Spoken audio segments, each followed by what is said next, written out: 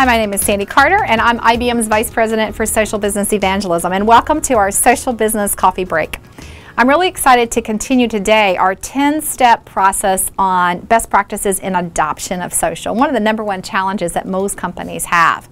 You know, we started out with how you integrate social into your business process, and then we went through that customization of the experience, which is really important, and today we're going to talk about governance and policy.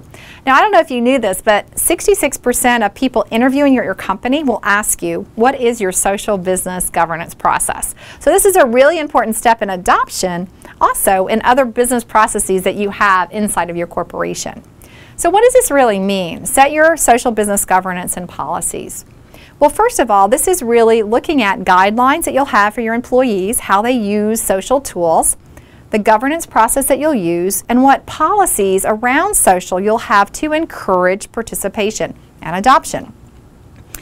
First, we're going to talk about how we would advise you to set up a cross-functional area, could be virtual, to really handle and look at this process inside of your organization. Second, that group should be responsible for defining those guidelines, those policies, and looking at how they're used in the organization.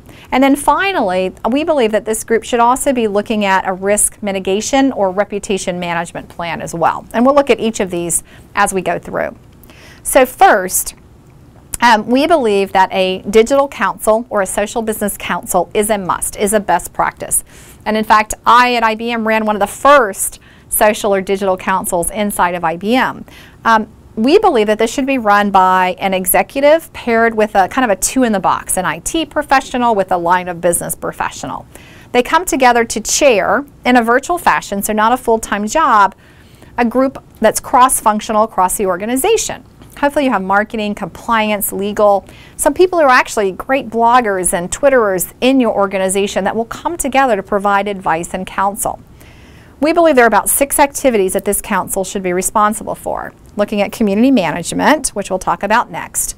Creating a center of excellence of learning, which is also one of our adoption best practices. Looking at content management and curation of content. Setting some standards. Developing a reputation and risk management plan. And setting the metrics and the measurements. Now, all of this involves, first of all, setting out a set of governance and best practices. Establishing those guidelines are really important. There's a great website out there called governance.gov that has about 3,000 examples. In my book, Get Bold, I shared with you IBM's social business guidelines, which are viewed as a best practice in the industry. And these go beyond kind of standard employee policies. And what we look at here is, you know, employee identity. What's personal, what's business? How do you use copyrights and logos? How do you have respect for a global audience? What's okay to say and what's not okay to say? Just setting the guidelines so your employees will feel trusted and empowered to go out there and become part of your brand army.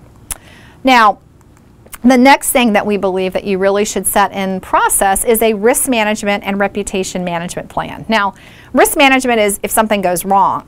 Having a way to listen to what's being said in the marketplace and internally, and then being able to flag those things you want to address, right? Because I can guarantee you if someone's going to say something you don't like, you're not going to respond to everything. Which of those things do you want to respond to? Which should your brand army respond to? Which do you ignore? So having some sort of alert system, red, yellow, green, 1, 2, 3, 4, 5, being able to listen to the rivers of streams of information correctly, and then being able to act. Do I respond with a video? Do I ask a customer to respond? Another employee? How do I make sure that I respond appropriately? On the positive side, having a reputation plan is about protection of your brand, being proactive, curating that content out there in a fashion that develops a positive brand reputation, either internally or externally.